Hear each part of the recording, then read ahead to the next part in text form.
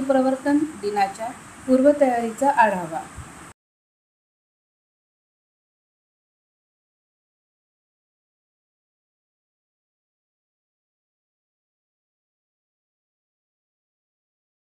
पंधरा आणि 16 ऑक्टोबर रोजी चंद्रपूर येथील दीक्षाभूमीवर साजऱ्या होणाऱ्या धम्मचक्र अणुप्रवर्तन दिनाच्या पूर्वतयारीचा जिल्हाधिकारी विनय गौडाजी यांनी आज आढावा घेतला।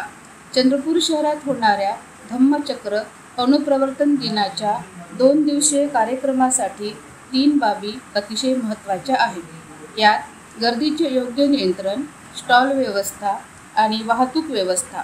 गर्दी नियंत्रणासाठी योग्य नियोजन करावे, तसेच भोजनदान व इतर कोणतेही स्टॉल हे चांदा क्लब ग्राउंडच्या आतमध्ये लावण्यात यावे। गाड्या तसेच बसेसची पार्किंग व्यवस्था, शहरातील पुतळ्यांची स्वच्छता, दीक्षाभूमी परिसराची स्वच्छता, पाणी पुरवठा, मोबाईल टॉयलेट, वीज पुरवठा आदी कामे संबंधित विभागांनी गांभीर्याने पूर्ण करावी, अशा सूचनाही यावेळी जिल्हाधिकाऱ्यांनी केल्या।